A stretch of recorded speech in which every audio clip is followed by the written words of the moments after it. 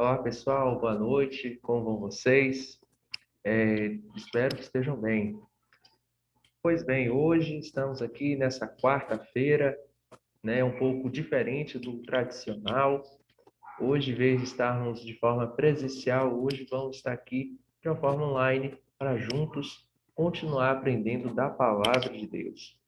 E desde já convido você a juntos refletir sobre o tema que iremos abordar nesta noite. O tema de hoje será sobre o dom profético e Ellen White, conforme vocês podem ver o vídeo de introdução que está aqui já no nosso canal do YouTube, tá bom? Pois bem, eu vou compartilhar com vocês aqui o nosso estudo desta noite. Eu vou jogar aqui no PowerPoint para vocês. E lembrando que vocês também podem compartilhar esse link para que outras pessoas também possam estar acompanhando esse estudo. Lembrando que eu fiz de uma forma especial devido a esse tempo que nós estamos convivendo, mas brevemente as quartas proféticas continuarão sendo presenciais. Conforme vocês podem ver, o tema de hoje está sendo sobre a última voz, o tema central das quartas proféticas.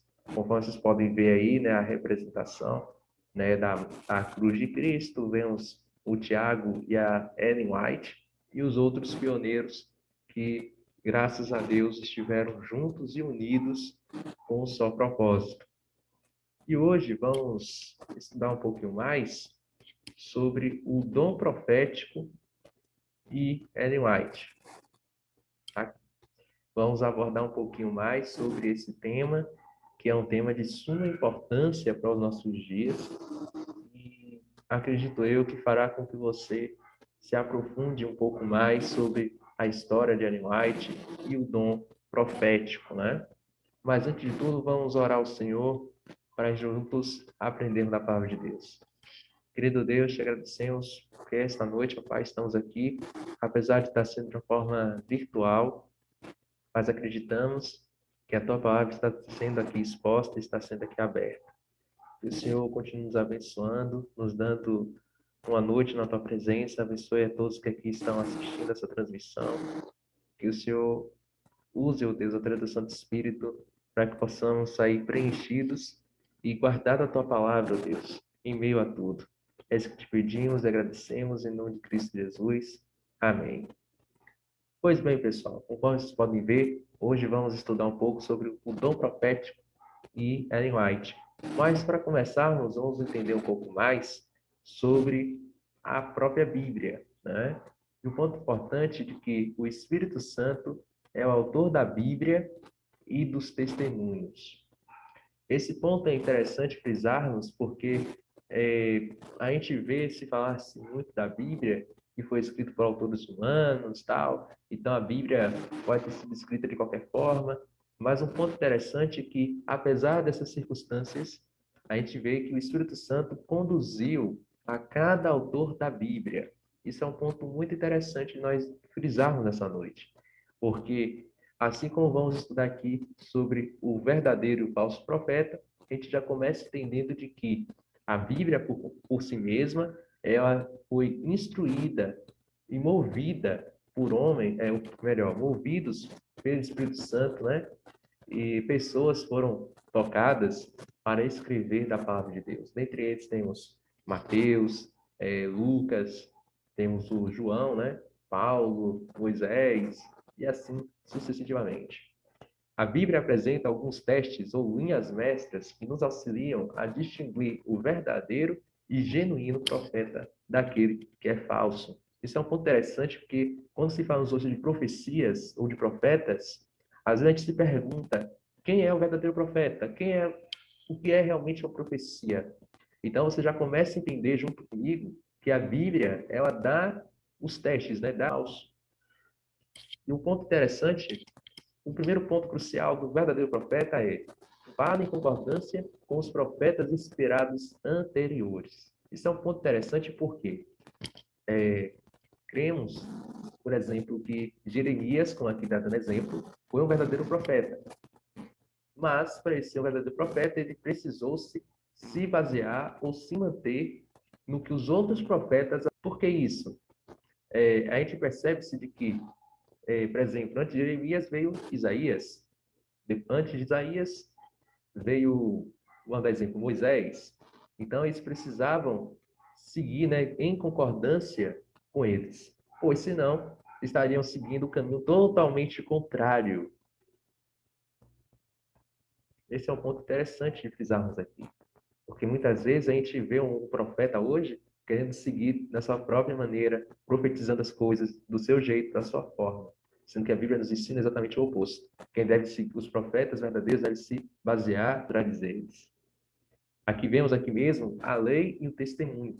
Então, se um profeta não fala de acordo com a lei e o testemunho, então não há luz neles. Quando a gente vê em Isaías 8:20, a lei é o testemunho, se não falarem segundo essa palavra, é porque não há luz neles. Ou seja, não há razão alguma para seguir esse profeta ou esta profeta. E o ponto interessante é que os profetas eles podem ampliar a luz dada anteriormente, mas não contradizer. Como der exemplo aqui, Jeremias. Ele não poderia contradizer Isaías, Isaías não poderia contradizer Moisés, e nem Moisés contrariar. Todos têm que seguir uma única linha, todos no mesmo caminho, no mesmo ritmo.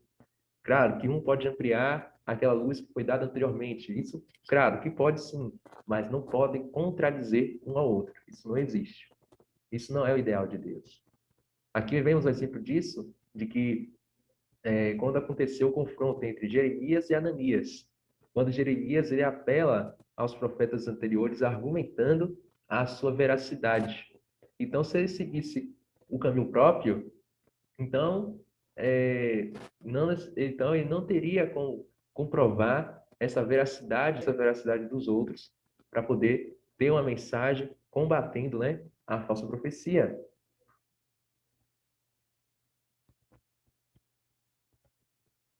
E aqui entra um ponto importante, predições cumpridas. Um ponto interessante dessas predições cumpridas, que George Rice diz, embora predizer o futuro não seja a principal tarefa de um profeta verdadeiro, deve-se dar atenção às suas predições. Ou seja, se um profeta ele profetiza algo, é porque aquilo tem que se cumprir. Não adianta ele dizer assim, eu prego que tal coisa vai acontecer e depois não acontece. Não. Se ele predisse que tal coisa aconteceria, de fato tem que acontecer. A não ser que se trate de uma profecia condicional. Como assim profecia condicional? É aquela profecia. E aqui você começa a entender aonde muitos profetas de hoje são pegos. Porque eles profetizam algo e na hora, naquele dia determinado, não se cumpre. E aí eles dizem, não se cumpriu naquele dia por causa disso, disso, disso, disso, e vai se cumprir em tal outro momento. Quando você vai ver, não se cumpriu, não vai se cumprir de jeito algum. Então você começa a entender de que o verdadeiro profeta é aquele que, apesar de não ser essa principal tarefa, a tarefa principal desse profeta não é dos profetas verdadeiros, a tarefa principal do profeta verdadeiro a gente vai ver daqui a pouquinho, mas a tarefa principal não é essa. Eu vou predizer o futuro para você. Não. O profeta em si, ele até faz isso, mas não é somente isso. Não é só a principal tarefa. E aqui entra um ponto importante, como eu dei exemplo aqui, das profecias condicionais e incondicionais. Como assim condicional e incondicional? A condicional é aquela que depende das respostas humanas. O exemplo disso a gente vê com Jonas, quando Deus o comissiona para ele pregar em Nínive. E Deus diz para Jonas, Jonas, vá até esse povo, pregue por 40 dias, caso eles não se arrependerem, eles não se converterem, esse povo será totalmente lá, pregou, passou 40 dias e o povo se arrependeu e se converteu. Com isso, a profecia que Deus havia feito de que Nínive seria destruída, de fato não aconteceu, pois o povo havia se arrependido. E assim vemos algumas outras profecias que tiveram essa condição, né? Se o povo se arrependesse, tal situação não aconteceria. Como, por exemplo, Sodoma e Gomorra, por exemplo. Se o povo tivesse se arrependido, Gomorra não teria sido destruída. Mas, infelizmente, foi destruída, porque Deus havia feito de tudo para salvar aquelas duas nações, as duas cidades em si, mas não houve êxito. E outro ponto importante, que a profecia incondicional, ela é independente das respostas humanas, ou seja, ela não depende da resposta humana para se cumprir. Um exemplo maior disso é a volta de Cristo, ou seja, Cristo vai voltar mesmo se eu não estiver preparado. Mesmo se eu não quiser que ele volte hoje, mas ele volta. Ou seja, não depende da minha condição. Não depende de, Senhor, pode voltar hoje, eu estou aqui te esperando. Não depende disso. A única coisa a gente pode dizer é que a volta de Cristo ela irá se cumprir conforme a sua vontade, ou seja, a vontade de Deus, e não a nossa. Porque, vamos ser sinceros, se dependesse de nós mesmos, Cristo só voltaria lá para 2100. E olhe lá. Então, é, como diz aqui, né? Que ela acontecerá, esteja as pessoas esperando ou não, queiram elas ou não, Jesus voltará. Isso é fato. Outro ponto importante dos verdadeiros profetas é que eles são conhecidos pelos seus frutos. A gente vê em Mateus 7, versos. E um ponto interessante é que esses frutos, conforme esses versos mencionam, são aqueles frutos que demonstram os dons do Espírito, como vemos em Gálatas 5, 22 e 23, que é a longanimidade, né, a bondade, mansidão, domínio próprio, e assim por diante. Então a gente vê que os profetas verdadeiros, eles têm uma boa influência, têm uma vida correta. Como aqui diz, qual é a tendência da vida do profeta? Será que é algum evento? Não, não é evento isolado. A gente vê aqui, por exemplo, Abraão mesmo, apesar de algumas lá das melhores, mas ainda assim foi considerado o pai da fé. Aí você diz, por que ele foi considerado o pai da fé? Devido à sua vida submissa a Deus. Por exemplo, quando Deus fez o chamado para ele em Gênesis 12, ele não hesitou em dizer, ah, Senhor, eu vou ainda fazer aquilo. Não. Ele prontamente saiu da sua terra e foi aonde Deus mandou, sem saber aonde ir de fato. Que Deus não havia dito para onde ele iria. Deus só havia dito, olha, Abraão, sai da tua terra, sai da tua parentela e vá para o lugar onde eu te mostrarei. Simplesmente isso. E Abraão foi. Moisés. Quem era Moisés? aquele homem hebreu no meio do Egito que matou um egípcio, tal, e aí depois fugiu para não ser preso, para não ser morto também, e aí vai e volta, liberta o povo. Aí eu digo a você, tanto Abraão quanto Moisés, apesar desses eventos isolados, foram pessoas de Deus? Foram. Porque tanto Abraão foi o pai da fé em si, e Moisés foi o libertador do seu povo, levando as pessoas, tirando as pessoas do Egito e levando elas para a terra prometida. Agora, o ponto que eu sempre friso, apesar da situação do povo de Israel em si, mas Moisés conseguiu, né, de uma certa forma, fazer com que eles se voltassem a Deus, apesar que nem todos foram. Mas um ponto interessante, que apesar desses eventos isolados, quer sejam bons ou ruins, a tendência da vida deles era uma vida de exemplo, uma vida a ser seguida. E outro ponto importante, qual é a influência desse profeta sobre as pessoas quando a sua mensagem é ouvida?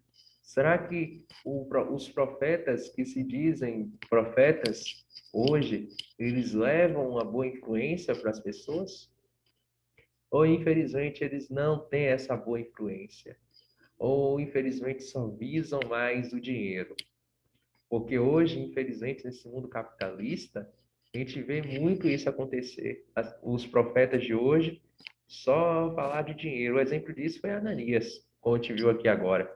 No tempo de Jeremias, Ananias pregava que as pessoas seriam prósperas, viveriam uma vida mais felizes, apesar do iminente sofrimento que estava por vir sobre aquela região. E um ponto interessante de que apenas uma vida correta, no entanto, não prova ser um profeta verdadeiro. A evidência cumulativa deve ser examinada. A sua mensagem conduz o povo para o bem. Então, um ponto interessante de que a vida correta em si não é uma prova em si, mas é uma evidência a ser examinada. Porque, porque a mensagem que ele prega deve conduzir para o bem de todos, mesmo que não agrade a todos, mas deve conduzir o povo para o bem. Por exemplo, eu sei que Cristo vai voltar, mas eu sei que nem todos vão ser salvos. Mas, independente disso, eu tenho que pregar para todos. Não posso pregar só para uma parcela de pessoas. Eu tenho que pregar para um todo, mesmo sabendo que nem todos vão aceitar. Porque o nosso intuito é levar o povo para o caminho correto, para o caminho do bem, e não para o caminho do mal. Porque muitas vezes a gente está acostumado muito a pregar só o lado negativo da coisa. Ah, se você não aceitar Cristo, você vai morrer eternamente. Não.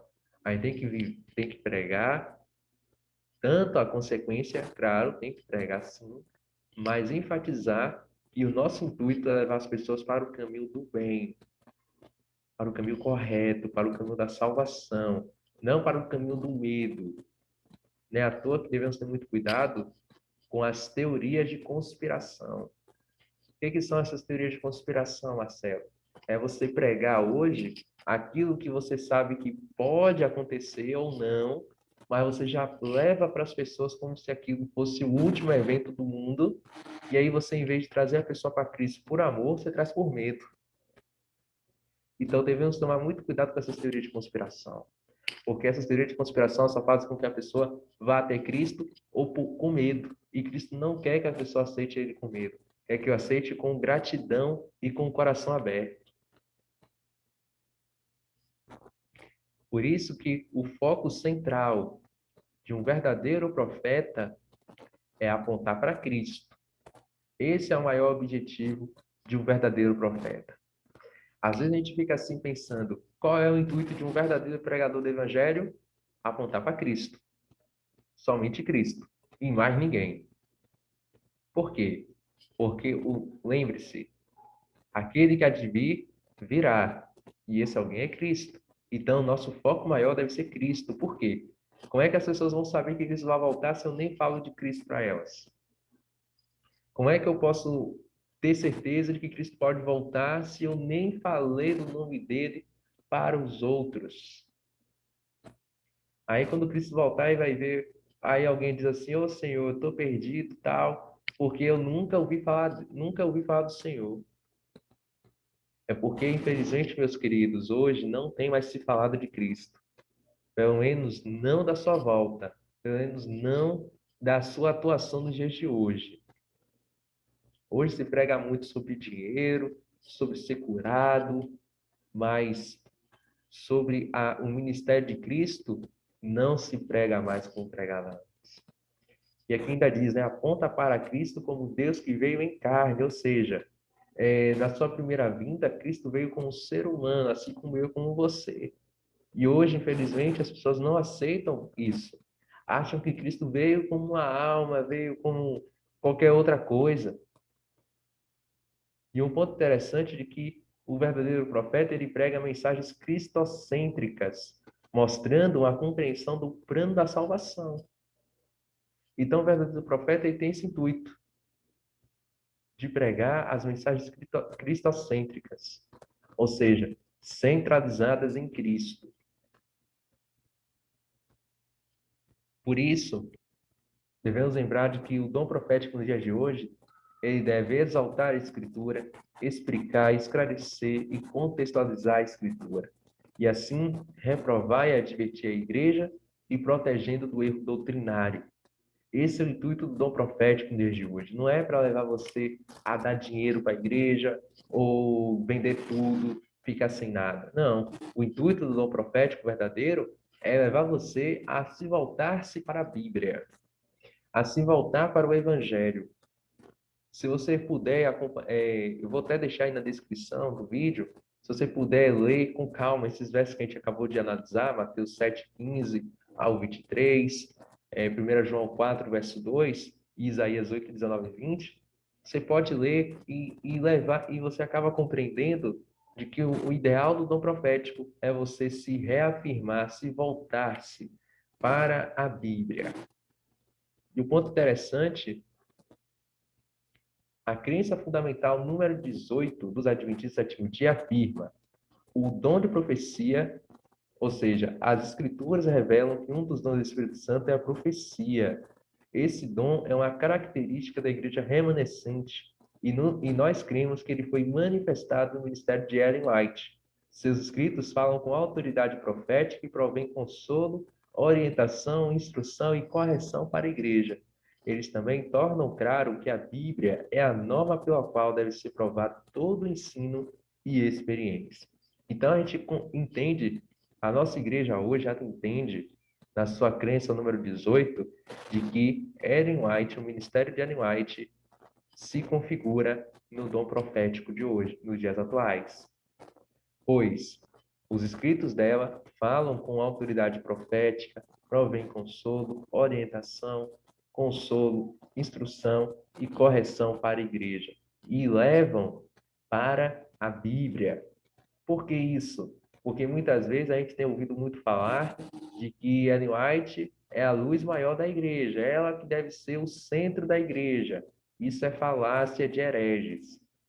Isso é conversa de pessoas que, infelizmente, não conhecem a igreja adventista ou que um dia estiveram na igreja, mas hoje, infelizmente, estão com a mente deturpada. E aí a gente vê que a própria igreja em si nos mostra e nos ensina de que Ellen White é uma luz menor, ou seja, a luz maior sempre será a Bíblia, como nós vimos aqui no contexto anterior, que o dom profético nos dias atuais deve ser para exaltar, explicar e esclarecer a Escritura e contextualizar a Escritura. Não é como muitos dizem, Ellen White, nos seus escritos, ela subestima a Bíblia. Não. Na verdade, é como a gente tem até uma citação dos primeiros escritos, de que ela é a luz menor, a luz maior sempre será a Bíblia. O ponto interessante na citação aqui, embora aceitemos o dom profético de Ellen White e reconhecemos a bênção que tem sido seus escritos para a nossa prosperidade espiritual, os adventistas apoiam plenamente o princípio da reforma, a só Escritura, a Bíblia como seu próprio intérprete e a Bíblia sozinha como base de todas as doutrinas. Então a gente consegue entender que a Bíblia, somente a Bíblia, deve ser a nossa regra de fé e prática, assim como foi no tempo de Lutero, da Reforma Protestante. Infelizmente, hoje, o legado que foi deixado na Reforma Protestante hoje tem sido pouco seguido no meio evangélico, no meio do protestantismo. Mas, para honra e glória de Deus, a Igreja Adventista do Sétimo Dia tem sido a igreja que tem se mantido nesses princípios, pois sabemos que o caminho correto é o que está escrito na Bíblia. Então, nesta noite, o meu desejo é que possamos, a cada momento de nossa vida, seguir os princípios da Bíblia. Pois Ellen White está aí com seus livros e tudo mais, mas sabemos que a Bíblia, somente a Bíblia, deve ser a nossa regra de fé e prática. E o ponto interessante é que a Igreja Adventista aí desenvolve sua teologia tomando por base exclusivamente os ensinos bíblicos. Os seus pilares estão fundamentados na Bíblia. Dentre eles são a doutrina do santuário, a imortalidade e condição do homem, a lei de Deus, incluindo o sábado, e as 3 mensagens angélicas. Então, a gente vê que, dentre todos os assuntos da Bíblia, a gente frisa-se 5 pilares: a doutrina do santuário, a imortalidade e condição do homem, a lei de Deus, incluindo o sábado, e as 3 mensagens angélicas.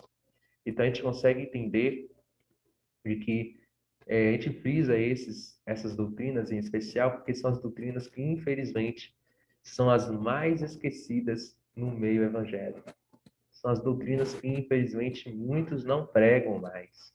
Então, a gente tem como esse lema principal no Adventismo, que é pregar e reparar essas brechas. E assim, sermos a última voz, conforme está sendo a temática central das quartas proféticas. Então, que possamos, ao longo dessa noite, esperamos que você possa compreender isso.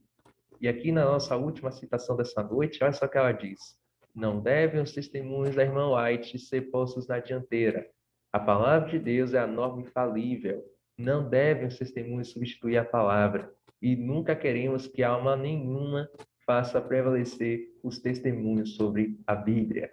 Carta número 12, 1890. Então a gente vê aqui a própria Ellen White nos dizendo de que a palavra de Deus é a norma infalível, ou seja, a Bíblia, ela não falha. Tudo que está ali escrito deve ser praticado. Desde que diz assim, mas a Bíblia é antiga, é ultrapassada, tal, não. A Bíblia, ela tem a sua importância, como diz em 2 Timóteo 3,16. Toda a escritura é inspirada por Deus para o ensino, para a educação, para a repreensão. E o verso 17 ainda diz, e útil para toda boa obra, a fim de que o homem seja sábio. Então, se a Bíblia, por ela mesma, diz que ela é útil para os nossos dias, Por que eu não leio ela? Porque eu não estudar da Bíblia. Então, que possamos, minha gente, estudar mais a palavra de Deus. O dom profético ele tem com esse objetivo. Ellen White veio com esse objetivo, de nos fazer voltar mais para a Bíblia. Porque sabemos que, infelizmente, ai daqueles que não estudam da palavra de Deus. Ai daqueles que não tomam tempo para ler e praticar os seus ensinamentos. Pois o tempo cada dia está próximo. Que possamos ter essa certeza e essa promessa em nossas vidas. Que o Senhor Deus nos abençoe e nos ilumine. E com esse pensamento, a gente... Deixa eu só compilar aqui direitinho. Pronto. Espero que ao longo dessa noite você possa ter entendido o quão importante é praticar a palavra de Deus. Mas, Marcelo, eu tenho dificuldades, eu tenho certas limitações. Não seja por isso. Se Deus, ele lhe deu a ordem, lhe deu um conselho, lhe deu uma advertência, é porque ele sabe que você pode cumprir. Às vezes você não pode cumprir hoje, exatamente agora, mas com oração e com fé, muitas coisas podem acontecer na sua vida. Basta você crer e aceitar isso.